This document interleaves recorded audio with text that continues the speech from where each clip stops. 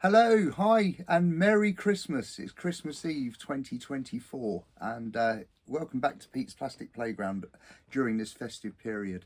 Hope everybody is keeping well and that you're all looking forward to a good Christmas. A little break since I've been here. I think it's probably been about 6 weeks since we last put a video up, so high time we return to Pete's Plastic Playground, and what better occasion than Christmas Eve with all the anticipation that we have for the forthcoming period. And on that note, yes, we're looking forward to Christmas, but I just thought I'd just go back over the year and what I've done so far this year. It hasn't been the most prolific year for building kits, but I'll quickly run through them in chronological order. The kit that I started first, but you may remember that I moved house end of February, beginning of March, and I built that 1/48 scale Lynx helicopter, which I built as a gift for a friend of mine. And so that's not here because it's at his house now, and hopefully it's still in one piece and bits haven't fallen off it. But anyway, so there was the 1/48 scale Lynx, was the first really full build of the year.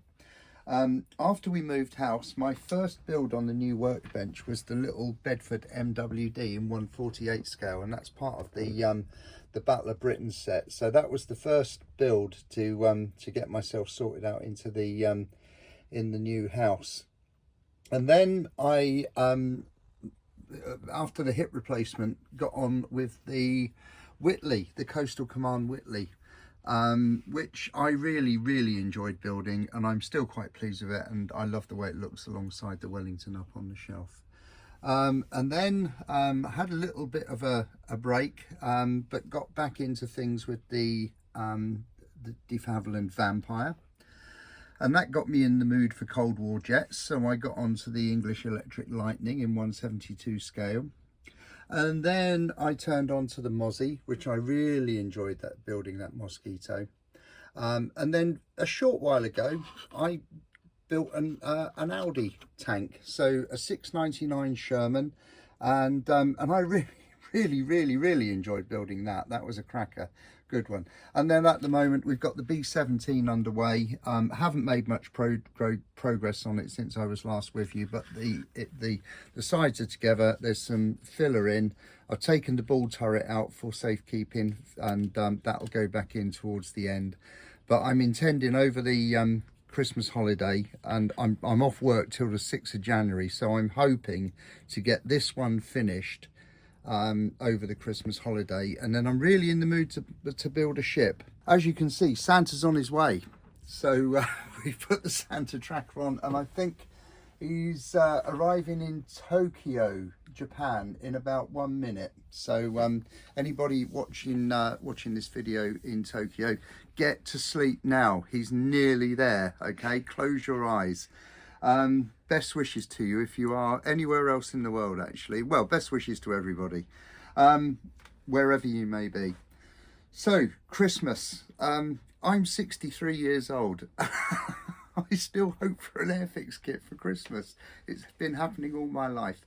And so what I've done today, and using the current Airfix catalogue as a reference, I thought what I'd do is just talk about the top 5 kits that I'd quite like to see under my tree or on my lap on Christmas morning. And the first one that I'd really like isn't in the catalogue because it was a surprise release in the autumn. And the kit that I'm talking about is the Airfix Vintage Classics Bristol Super Freighter. Now, I just it's a brilliant old aeroplane, and I'd love to have it in my possession. Probably a fairly quick sort of kit that I'd build fairly soon, actually, just because it's a nice subject, and it might be nice to build a civilian aircraft for a change as well. So so that's that. So that's the one that we haven't got a picture of, is the Bristol Super Freighter, and that's the top of my list. So I'm going to work through the other 4 now using the catalogue. Just move the kits over. It wasn't such a brilliant idea to put Tamiya tape in to mark the pages, but that's what I did. So my first choice, my second choice is going to be a ship. HMS Hood. I really fancy building that old ship. I've never built it before. I don't even think I've seen it as a kit in real life yet. So, but it's available now, and it's a good old classic, vintage classic kit. So HMS Hood is number 2 on my list. I am in the mood for a ship. If HMS Hood doesn't appear, I may well pull HMS. I've got this little double set of HMS Tiger and HMS Daring in the stash. So if I may well pull that one out, because I am in the mood to build an old ship. The next selection I have is, if I can get to the right page, here we go. It's a vehicle. It's in the vehicles section, as you can see. The bookmarks didn't work particularly well, but gives us an idea. This, so it's a 1/35 scale, British Army 30 weight 4x2 GS truck. What does GS stand for? Don't know. General service, maybe? I don't know. But it's a general utility truck, and as a model, I think it looks really good, actually. So I wouldn't mind seeing one of those appear under the tree this Christmas. Moving on through the book, we come to this page. Now, I've got a 172 buck. I've got 2 or 3 172 Buccaneers, but the 148 scale Buccaneer in that sort of 70s camo livery is one that really appeals to me. The benefit of 148 scale for the enhanced detail, I think that that makes that very appealing, and it would look good alongside the Gannet as well. So that's number, what are we on, number 4, aren't we, at the moment? Number 4 of my selections.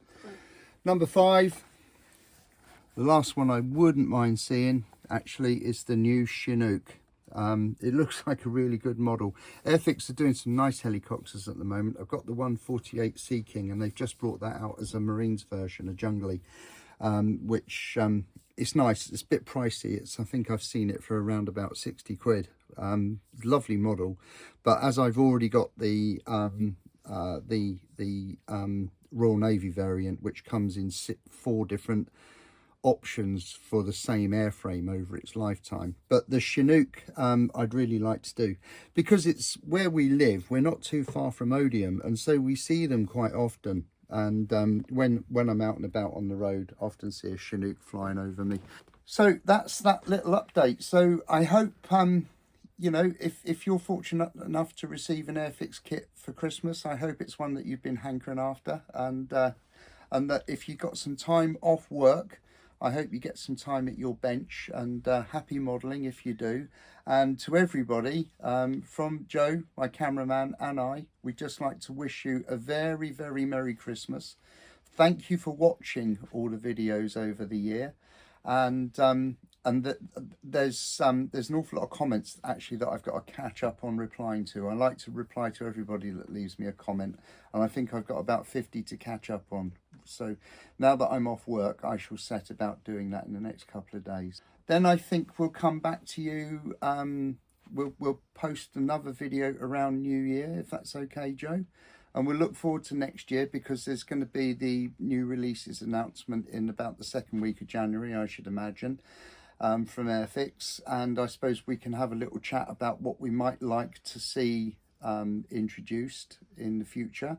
And the new catalogue will be out in about the 2nd week in January as well. So there's that to look forward. I always really like to get that catalogue as soon as I can and have a flick through it. So so we'll come this time next week, around about New Year. We'll make another video, and maybe even do a live while I'm doing some building, perhaps.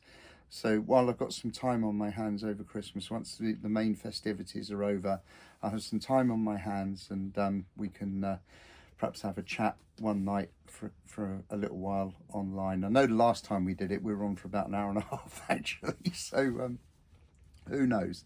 So from my workbench to yours, Merry Christmas, and have a great time with your family, and we'll see you after Christmas. Thanks very much indeed for watching. All the best now. Bye for now.